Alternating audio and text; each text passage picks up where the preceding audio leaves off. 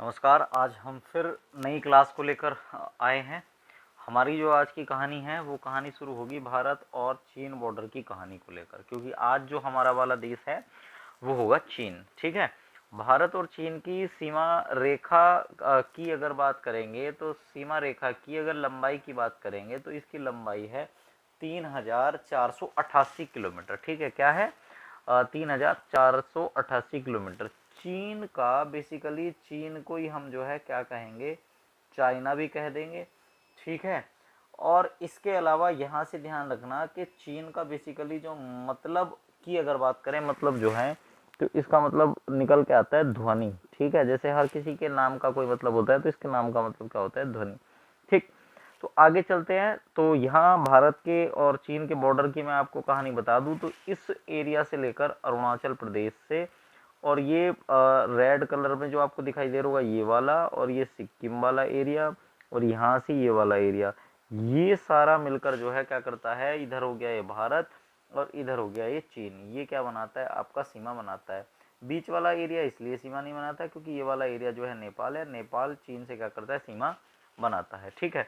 तो भारत और चीन की सीमा रेखा के अगर नाम की बात करें, इनकी नाम क्या है, तो इसकी सीमा रेखा का नाम अगर आपसे पूछे तो इसका नाम है मैकमोहन। मैकमोहन जो सीमा रेखा है, इस मैकमोहन सीमा रेखा को 1993 से पहले चाइना नहीं मानता था बिल्कुल भी, बट 1993 के बाद जो है एलएसी बॉर्डर को मानने पर ये जो है क्या हुआ है, राजी हुआ है। एलएसी कैसे बना है इसके आगे चलकर बात करेंगे। देखो 1914 की बात है। सन 1914 में यहाँ पर जो राजवंश चल रहे थे तो उस राजवंश का अंग्रेजों के साथ एक समझौता होता है। ठीक है। और उस समझौते को कहा गया मैकमोहन समझौता। क्या कहा गया, मैकमोहन समझौता। दरअसल एक व्यक्ति थे हेनरी मैकमोहन, उन्होंने भारत और चाइना के बीच जो है समझौता करवाया था, इसलिए इस समझौते का नाम क्या हो गया, मैकमोहन समझौता हो गया। ठीक। आगे चल के बात करते हैं। तो ये जो समझौता हुआ उसमें ये हुआ कि जो मैकमोहन जो रेखा होगी वो भारत और तिब्बत के बीच आधी आधी खींची हुई होगी। किसकी आधी आधी जो है वो किसके बीच होगी, भारत और तिब्बत के बीच होगी। हुआ क्या, हुआ ये कि 1959 के बाद क्या हुआ, चीन ने तिब्बत पर क्या कर लिया, चीन ने तिब्बत पर कब्जा कर लिया। अब कब्जा कर लिया तो जो सीमा हम तिब्बत के साथ बनाते थे वही सीमा अब हम किसके साथ बनाने लगे, चीन के साथ बनाने लगे। इसलिए मैकमोहन जो रेखा है उसका नाम, वो जो है एक्चुअल में हम किसके साथ मना रहे हैं, तिब्बत के। बट अब चीन ने तिब्बत पर कब्जा कर रखा है तो इसलिए हम क्या कहते हैं कि चीन और भारत की सीमा रेखा। ठीक है। इसके बाद आपको ये वाली लाइन मैंने आपको बता दी है। एक क्वेश्चन हो रहा था, ब्लू लाइन, जो ब्लू लाइन है जो सीमा रेखा है ये किस किस के बीच है, तो ध्यान रखना कि ये तिब्बत और चीन के बीच की जो रेखा है, तिब्बत और चीन के बीच की जो रेखा है, इस रेखा को क्या कहा जाएगा, इस रेखा को ब्लू लाइन कहा जाता है। क्या कहा जाता है, तिब्बत और चीन के बीच की रेखा जो है।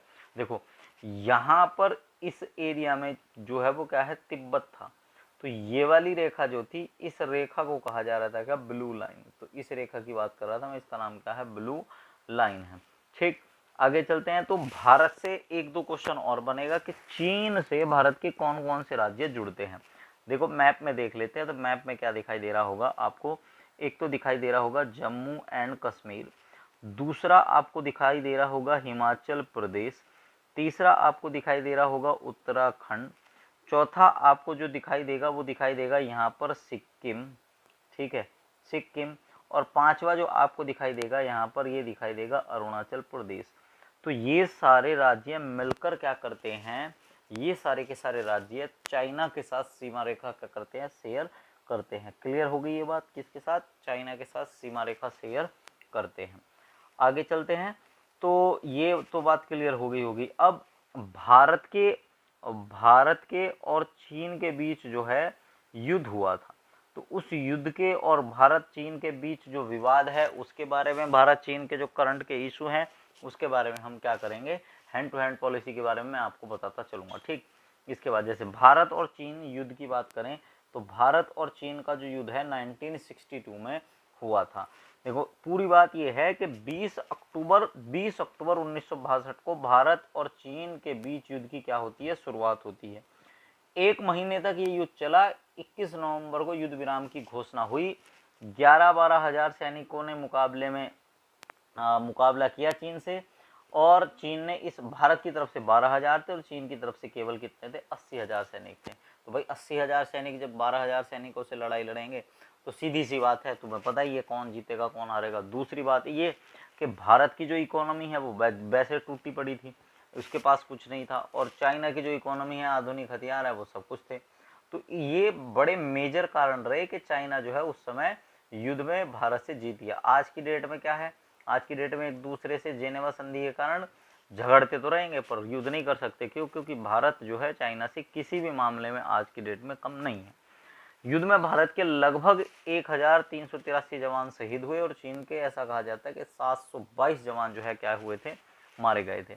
चीन ने जो युद्ध किया था भारत पर, दो साइड से किया था। एक किया था जम्मू कश्मीर की साइड से, ये वाला और ये वाला, ये कश्मीर की साइड से, और ये वाला आपका, ये तो है असम और ये है आपका जम्मू कश्मीर। इन दो साइडों से क्या किया था, इसने आक्रमण किया था। तो ये वाला जो हिस्सा है इसको तो हमने चाइना को पीछे कर दिया था, पर इस वाले हिस्से में क्या कर दिया था चाइना ने, कहीं ना कहीं हमें जो है पीछे कर दिया था। और उसके बाद क्या हुआ, इन दोनों देशों का जब युद्ध समाप्त हुआ, तो युद्ध समाप्त के बाद जब इनमें समझौता हुआ तो उस समझौते के समय एक लाइन खींची गई, उस लाइन का नाम था LAC। ठीक है, लाइन ऑफ एक्चुअल चाइना, क्या कहा जाता है उसको, line of actual China, actual China उसको कहा जाता है। क्या कहा जाएगा, लाइन ऑफ एक्चुअल चाइना, वास्तविक नियंत्रक रेखा के नाम से जो है इसको जाना जाता है। तो ये इधर की साइड है, देखो ये पूरा जो आपको दिख रहा होगा येलो कलर वाला जो हिस्सा है, ये यहाँ तक हिस्सा जो है ये भारत का था, ये वाला जो हिस्सा है इतना, ये हिस्सा भारत का था। अब ये हिस्सा जो है 1962 में क्या होता है, ये भारत हार जाता है। उसके बाद इस हिस्से तक जो है चाइना भारत में आ जाता है और ये वाला पूरा हिस्सा ले लेता है। इसको कहा जाएगा लाइन ऑफ एक्चुअल कंट्रोल या लाइन ऑफ एक्चुअल चाइना। इसी को कहा जाता है वास्तविक नियंत्रक रेखा। क्या कहा जाएगा इसको, वास्तविक नियंत्रक रेखा कहा जाता है। ठीक है, क्या कहा जाएगा इसको, वास्तविक नियंत्रक रेखा कहा जाएगा। अगर ये पूछा जाए कि वास्तविक नियंत्रक रेखा की लंबाई कितनी है, तब क्या कहोगे आप कि इसकी लंबाई जो है 4057 किलोमीटर है। LAC की लंबाई कितनी है, 4057 किलोमीटर, 4057 किलोमीटर इसकी क्या है, लाइन है। LAC के 3 हिस्से थे, कितने हिस्से थे, 3 हिस्से थे। पश्चिमी हिस्सा जो है वो अगर देखा जाएगा मध्य, 3 हिस्से हैं, देखो पूर्वी हिस्सा है, पूर्वी हिस्सा सबसे पहले पूर्व वाले हिस्से की बात करते हैं, तो ये वाला जो हिस्सा है, ये हिस्सा तो सिक्किम और अरुणाचल प्रदेश में है। कहाँ पर है, ये सिक्किम में और अरुणाचल प्रदेश में है, सिक्किम और अरुणाचल प्रदेश में है। मध्य क्षेत्र की बात करेंगे तो उत्तराखंड और हिमाचल प्रदेश के आसपास वाला जो एरिया है ये वाला, ये तो है हो गया इसका मिडल, और ये हो गया इसका ईस्ट, और ये हो जाएगा आपका वेस्ट, ये वाला एरिया हो जाएगा इसके अकॉर्डिंग वेस्ट हो जाएगा। ठीक है, ये था आपका जम्मू और कश्मीर वाला एरिया, जम्मू एंड कश्मीर वाला एरिया।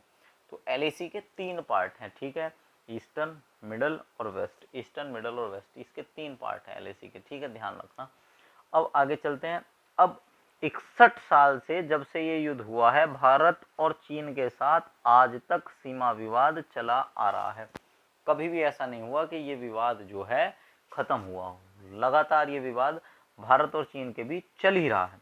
ठीक है, अब अभी थोड़े दिन पहले क्या हुआ था कि जब लॉकडाउन का समय चल रहा था, तो लॉकडाउन के समय भारत और चीन के बीच वापस जो है तनातनी हो गई थी। तो जितनी भी, जैसे कोई डोकलाम के पठार का विवाद हो, चाहे आपका ब्रह्मपुत्र नदी के विवाद का विवाद हो, या आपका जो है हम कह सकते हैं पोंगोक्सो झील जो है, पैगोंग झील है, उसके विवाद की बात करेंगे। तीनों विवाद मैं आपको 1 बाय 1 बता दूंगा। ठीक है, चलो देखते हैं क्या है।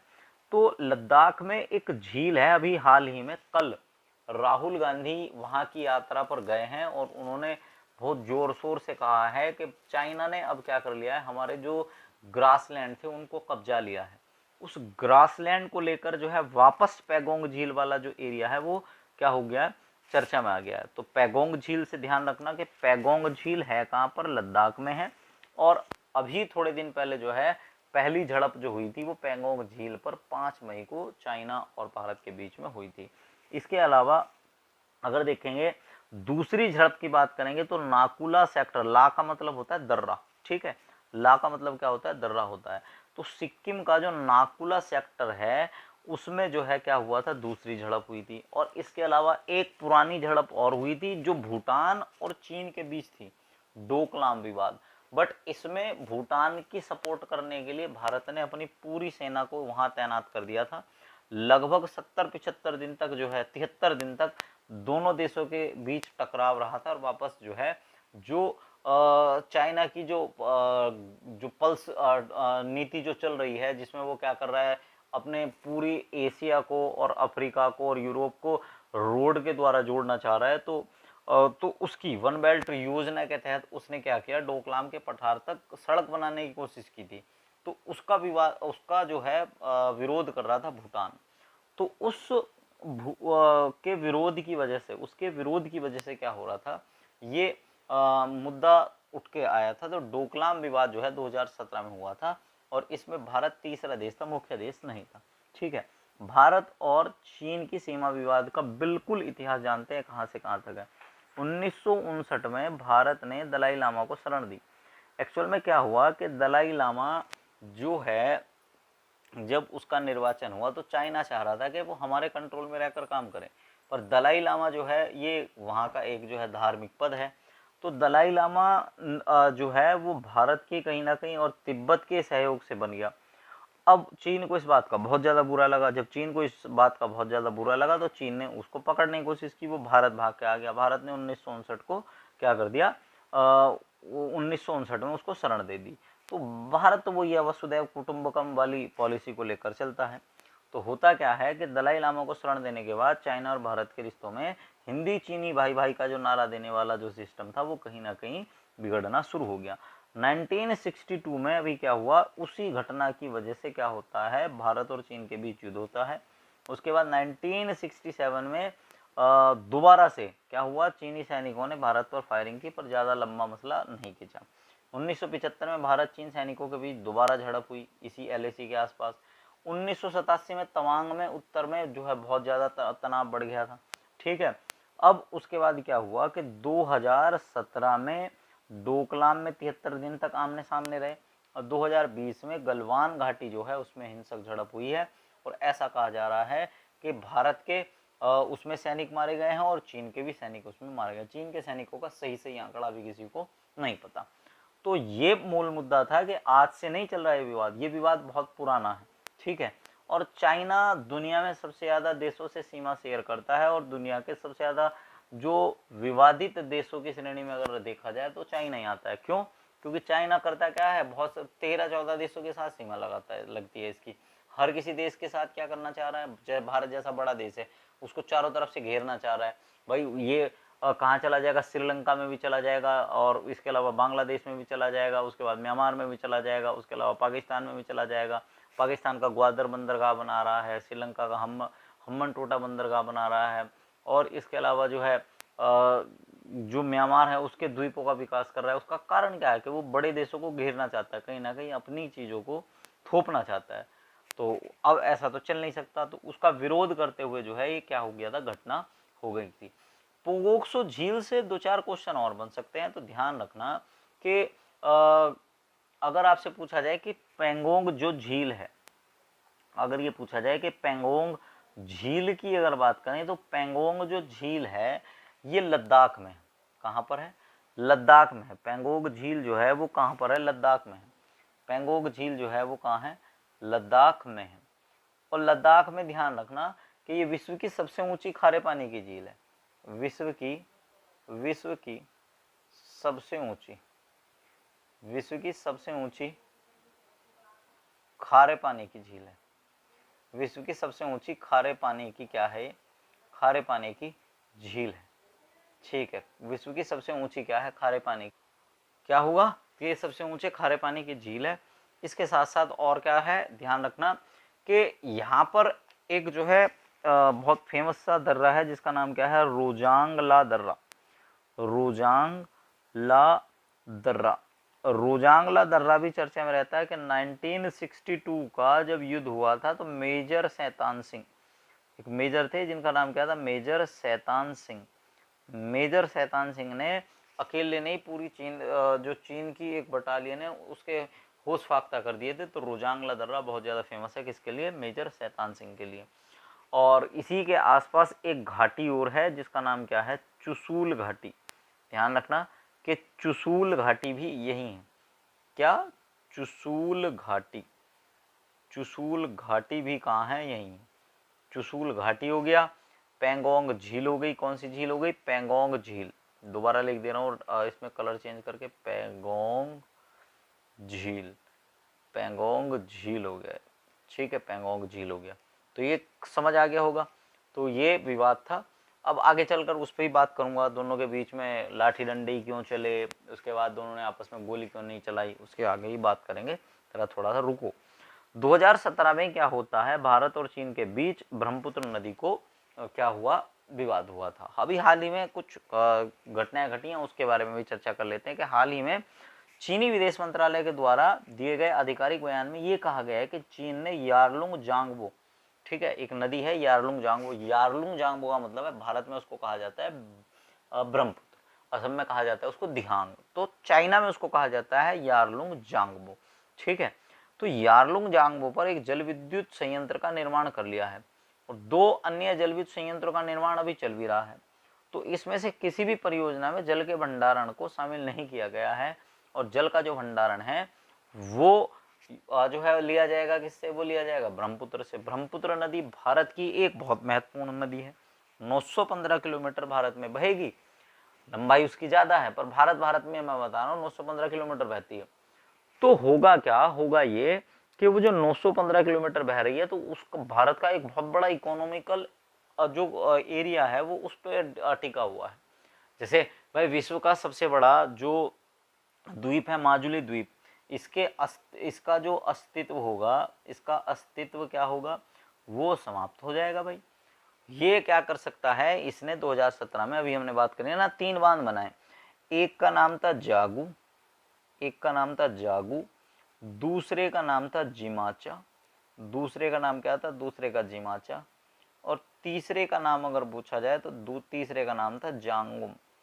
जागू, जिमाचा, जांगुम, ये 3 बांध थे, तीनों बांध बनाए और भारत ने इसका कड़ा विरोध किया कि भाई तुम ये जो बांध बना रहे हो इसमें तुम पानी रोक लोगे तो भारत की फसलें बर्बाद हो जाएंगी। मान लो अगर तुम्हारा मन करा कि चलो पानी छोड़ दे रहे हैं तो तुम तो भारत में अचानक से बाढ़ भी ला सकते हो, तो ये वाटर बॉम्ब की तरह भी काम करेगा। तो इस तरीके से ही इन 3 बांधों का भारत ने क्या किया? पुरजोर जो है विरोध किया। इस वजह से जो है वो डोकलाम के पठार को लेकर, जब भारत ने इसकी ये पॉलिसी फेल करवा दी तो उसने डोकलाम के पठार की तरफ से भारत को जो चिकन नेक वाला एरिया है उस पर घेरने की कोशिश करी, बट भारत ने वहां भी 73 दिन तक इसका सामना किया और उसके बाद इसको पीछे जो है क्या कर दिया? खदेड़ दिया। गलवान घाटी की बात करूं तो गलवान घाटी मैंने बताया ही है आपको कि 15 जून 2020 को ये विवाद हुआ था। 1996 की एक संधि के कारण दोनों देशों ने हथियार नहीं चलाए थे। संधि जो है वो एक संधि है जिसका नाम क्या चलता है? जेनेवा संधि। संधि का नाम क्या है? संधि का नाम है जेनेवा संधि। जेनेवा संधि में एक बात कही गई है कि दोनों देशों के बीच कभी भी अगर बाउंड्री को लेकर कोई विवाद होगा तो उसमें क्या होगा? सैन्य ताकत का प्रयोग नहीं करेंगे। उस संधि का, जिनेवा संधि का अनुच्छेद 6 का सब क्लॉज 4 ये कहता है कि मतभेद अगर हो भी गया तो आपस में लड़ लेंगे, ईंट पत्थर चला लेंगे, डंडे चला लेंगे, पर बंदूक नहीं चलाएंगे। ये थी आपकी क्या? जिनेवा संधि। ठीक है, समझ आई जिनेवा संधि कि इस जो गलवान घाटी विवाद में बंदूक क्यों नहीं चली? अब समझ में आ गया ना कि जिनेवा संधि की वजह से यहाँ बंदूक नहीं चली। गलवान नदी की और बात कर देते हैं तो अक्साई चीन, अक्साई चीन वही वाला एरिया है जो LAC वाला एरिया है, तो जो चीन के तरफ है उसको क्या कहा जाएगा? अक्साई चीन कहा जाएगा। तो अक्साई चीन से निकलती है और श्योक नदी में जाकर मिल जाती है। श्योक नदी नुब्रा नदी में जाकर मिल जाती है। मतलब आप ये समझो ये आई गलवान नदी। ठीक है, और एक नदी गलवान नदी की जगह एक नदी ये जा रही है, ये नदी जा रही है श्योक नदी, तो ये मिल गई कहाँ? श्योक में जाकर। अब आगे क्या होता है? आगे ये होता है कि एक नदी जा रही है ये इस तरीके से नुब्रा, और ये अब जाकर मिल गई नुब्रा में। तो इस तरीके से ये 3 नदियां आपस में एक दूसरे से क्या करती हैं?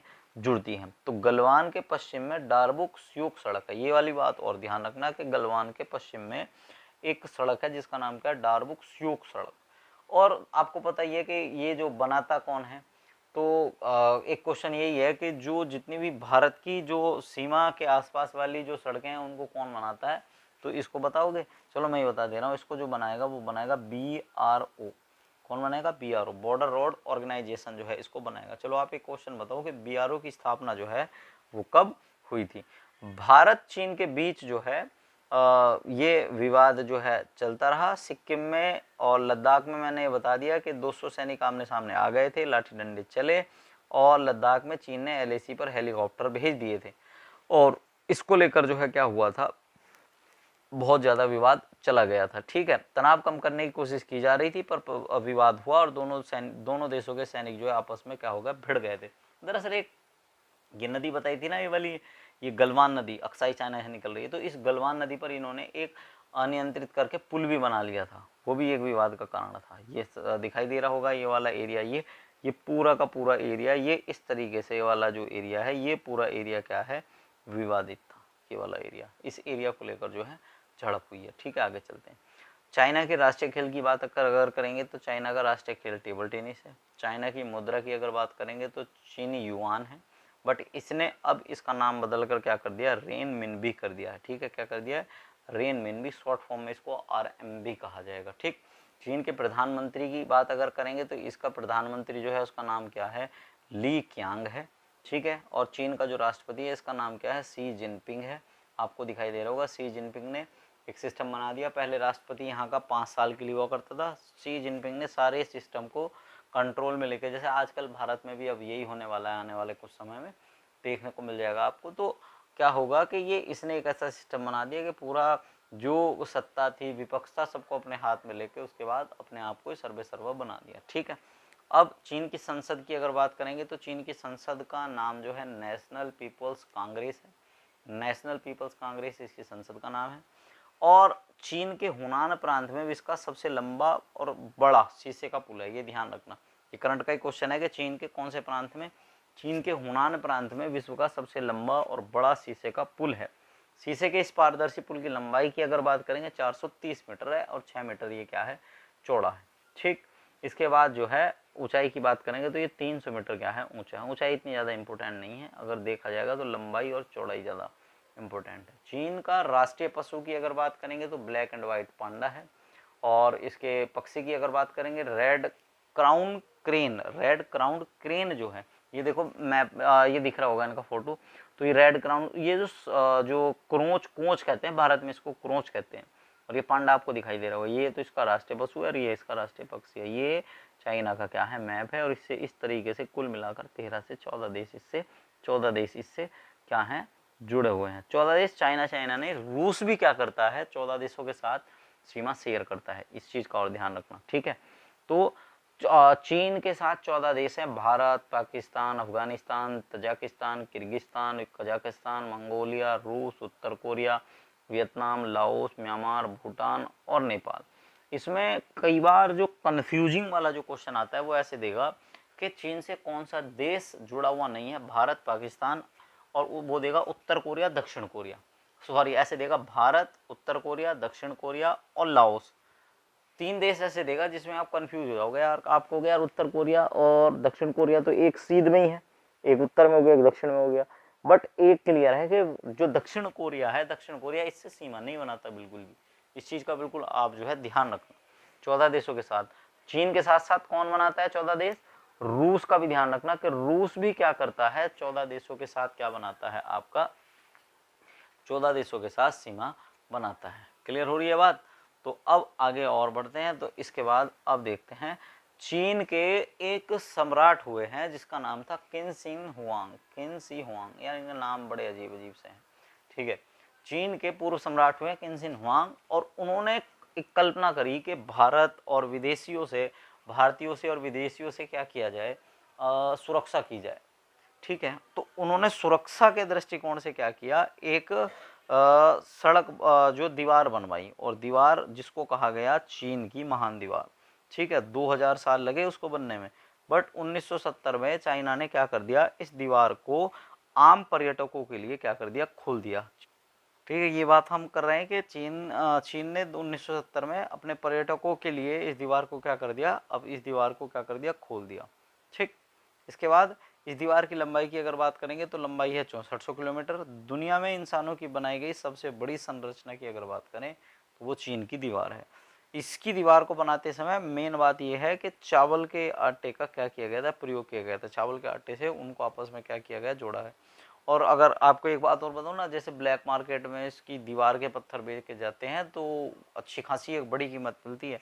3 पाउंड के आसपास का एक पत्थर बिकता है इनका। तो ये जो है काफ़ी कॉस्टली पत्थर हैं इसके। और ये पूरी दीवार नहीं है बल्कि छोटे छोटे हिस्सों को मिलाकर बनी है, पूरी एक दीवार नहीं है। पहले एक हिस्सा बन गया, फिर दूसरा हिस्सा, फिर बाद में उनको जो है कंपाइलर करके क्या कर दिया, जोड़ दिया। ठीक है। इसके बाद अगर देखेंगे तो इसमें यह भी है कि चीन की दीवार की ऊंचाई एक समान नहीं है, किसी जगह 9 फुट है और किसी जगह 35 फुट है। वो दरअसल पहाड़ों पर बनी हुई है ना, तो पहाड़ों पर बने होने की वजह से ये जो है ऊंची नीची है। इस दीवार का प्रयोग जो है बेसिकली किया किसके लिए, दूर से जो शत्रु आते थे उन पर नज़र रखने के लिए ये जो है किया जाता है। एकमात्र ऐसा व्यक्ति बताइए जो चीन की दीवार को तोड़कर जो है वहाँ पर गया हो। ठीक है, जल्दी बताओ, क्लास के लास्ट तक आपको बताना है। चीन की एक विशाल दीवार को दुश्मनों की रक्षा के लिए बनाया गया था। ठीक है, और इसके बाद ये है, चलो ये आई गया, आंसर आई गया इसका, कि चंगेज खान ने सन 1211 में इसे तोड़ा और पार कर कर चीन पर हमला किया था। दुनिया का एकमात्र ऐसा व्यक्ति कौन है, चंगेज खान है, जिसने क्या किया, इसको तोड़ा और तोड़कर जो है चीन पर हमला किया। अदरवाइज इसके अलावा कोई भी ऐसा व्यक्ति नहीं था जिसने इस दीवार को तोड़ा हो कभी। चीन की दीवार को 1987 में यूनेस्को ने विश्व धरोहर की सूची में शामिल किया है। और 1960-70 के दशक में लोगों ने इस दीवार पर ईंटें निकालने के लिए अपने घर बनाने शुरू किए, लेकिन बाद में सरकार ने सुरक्षा बना दी। और चोरी तो आज भी हो रही है, तस्करी में मैंने बताया था इसकी कीमत जो है 3 पाउंड के आसपास है। और ये लगभग आप ये समझ लो कि इस दीवार को बनाने में कड़ी मेहनत नहीं करते थे, दीवार में ही दफना दिया जाता था। ये बात और है कि दीवार को बनाने में जो मजदूर कड़ी मेहनत नहीं करते थे उनको दफना दिया जाता था। इसके अलावा एक चीज़ और है कि दुनिया में एकमात्र मैनमेड अगर कोई चीज़ है जिसको हम अंतरिक्ष से देख सकते हैं तो वो केवल एक ही चीज़ है, और वो है चाइना की दीवार। चाइना की दीवार से एक क्वेश्चन और बनता है यार, चाइना की दीवार को क्या कहा जाता है चाइना में? देखो, चाइना की दीवार को वान ली छांग छंग कहा जाता है। क्या कहा जाएगा? वान ली छांग छंग, वान ली छांग छंग जो है कहा जाता है। ठीक, तो अब इसके अलावा एक और क्वेश्चन बनेगा, बहुत इंपॉर्टेंट है, लास्ट क्वेश्चन है, और मैंने लास्ट में इसलिए रखा है जिससे आप लास्ट तक बने रहो। उइगर मुस्लिम बहुत ज़्यादा जो है मोस्ट क्वेश्चन है। उइगर मुस्लिम की अगर बात करें, उइगर मुस्लिम की अगर बात करें तो उइगर मुस्लिम जो हैं ये पूर्वी और मध्य एशिया में, मतलब मूल रूप से तुर्की की रहने वाली एक जनजाति है यार। वर्तमान में उइगर लोग अधिकांश जो है चाइना में रह रहे हैं। ठीक है, अब हुआ क्या है कि उइगर लोग जो हैं ये चाइना में रह रहे हैं, और चाइना का सिंजियांग प्रांत है, ये सिंजियांग प्रांत है जहाँ रह रहे हैं। अब यहाँ क्या है कि चाइना किसी धर्म को मानता नहीं है। ठीक है, तो ये इस्लाम धर्म को मानने वाले हैं, तो इनकी जितनी भी धार्मिक मान्यताएं हैं उनको पूरी तरीके से बैन कर रखा है। ना तो ये नमाज पढ़ सकते, ना अपने धर्म के कपड़े पहन सकते, ना अपने त्योहारों को सही तरीके से मना सकते, मतलब अपने धर्म का कुछ भी ये नहीं कर सकते हैं। तो अभी अगर आपसे पूछा जाए कि बड़े बड़े दंगे हो रहे हैं कि भारत में इनका शोषण होता है, मुस्लिमों का शोषण होता है, ऐसा कुछ नहीं है। ये भारत जो है लोकतांत्रिक देश है, ये सामान्य घटनाएं हैं। बट अगर देखा जाए कि उइगर प्रांत में एक्चुअल में जो शोषण होता है, या तो आप म्यांमार में जाइए, म्यांमार में आपको एक इस्लाम धर्म का एक समुदाय है जो आपको हरियाणा में अभी थोड़े दिन, चलो आप एक क्वेश्चन बताओ कि हरियाणा में हाल ही में अभी कुछ मुस्लिम समुदाय के व्यक्ति पकड़े गए हैं जो जो रखाइन राज्य के हैं, म्यांमार के रखाइन राज्य के हैं, मूल निवासी हैं वो कहाँ के, मूल निवासी हैं वो बांग्लादेश के। तो उनका, चलो मैं ही बता दे रहा हूँ, उनका नाम है रोहिंग्या। तो एक तो रोहिंग्या हैं और एक सिंजियांग प्रांत के जो उइगर लोग हैं। ये दुनिया में 2 कम्युनिटी ऐसी हैं, ऐसा कहा जाता है कि ये दुनिया में सबसे ज़्यादा इस समय प्रताड़ित समुदायों में से एक है। ठीक है, आज की क्लास के लिए इतना ही है। बाकी चीज़ें जो करंट में बची हैं उसको कोशिश करेंगे अगली क्लासों में कवर कर लें। ठीक है, थैंक यू।